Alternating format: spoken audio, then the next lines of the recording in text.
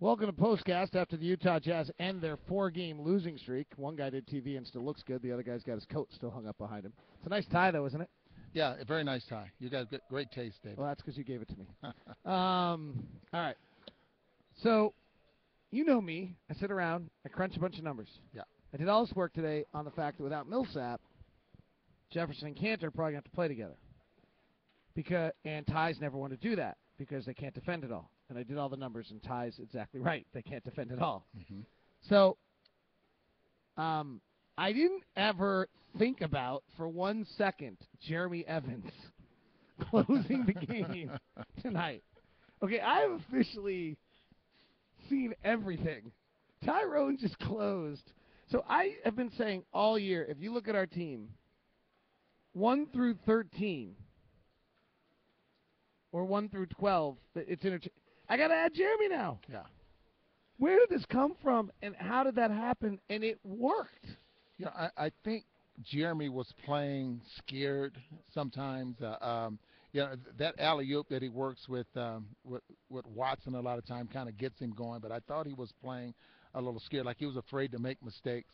And just sitting down there, and from the broadcast we did on the road when we were on the floor and listened to Coach Corbin tell him to shoot the basketball, play your game, shoot the basketball. I think he's loosened up a little bit. Now we're playing against the Detroit Pistons, but they're professionals just like he is, and I was surprised that they were closing with him. You kind of wondering when they're going to replace him and when they're going to take him out of the ball game. It didn't happen because he was playing well. I mean, and he was knocking down shots, but he was rebounding. Had a little problem sometimes staying in front of guys, and he doesn't have the weight to go against some players at that position. But, if he's getting the job done, you kind of let him go. I mean, it was kind of fun watching him out there. So we figured out, though, how, Randy Foye's in a shooting slump. I can solve it right now. Just let him come off the bench. Yeah, well, we bring Marvin Williams suddenly is fabulous. Yeah, and as I said on the air, this is something that's I think is healthy for Marvin Williams coming off the bench, because you get a chance to watch this basketball game and the way it's played, and you realize my game is in transition, and my game is a hustle plays, and just playing basketball, because they're not going to call plays for me, so I have to find ways to play with a lot of energy and I should play better. Now, it depends on who you're playing with there as well, because if they're walking the basketball up the floor, then he's not going to be effective on the offensive end. But, you find ways to stay out there on the floor. So tonight they were pushing the basketball up the floor. He was very much into the basketball game. I thought we saw, and this is kind of obtuse maybe, I thought we saw some pretty big growth tonight from Alec Burks. And let me explain why. I think he went 2 for 7. I think he turned the ball over kind of inappropriately 3 or 4 times, and I thought he played well. And to me, that's a huge step in his game. It used to be if he went 2 for 7, he didn't give you anything else. Right. But now he's playing the game in a fashion where I feel like, okay, ball didn't fall a few shots. He still gave you something tonight. And that is so important. And why is guys like let's use Cantor as an example. When he gives you something every time he's on the floor. I mean, and he's one of those guys that the minutes he's out there, he's productive. And I think that's where Alec Burks needs to be, when he's on the floor being productive. But you bring up a great point, because, here you are talking about Alec Burks, and you're not criticizing, because now he's playing the game, and he's getting some things done out there on the floor. So that means now he's comfortable in the position, and he's very much under control. He made one dribble drive tonight that wasn't very good, and he got it blocked. Left side? Yeah, left side. Okay, I'll let him have one of those tonight. Exactly. That's what I said, one. But otherwise, he was very much under control and did a great job. Because if he used to go 2 for 7, that meant he had 5 drives to the basket. Yeah. that were and that pull-up jump on the pick and roll was nice.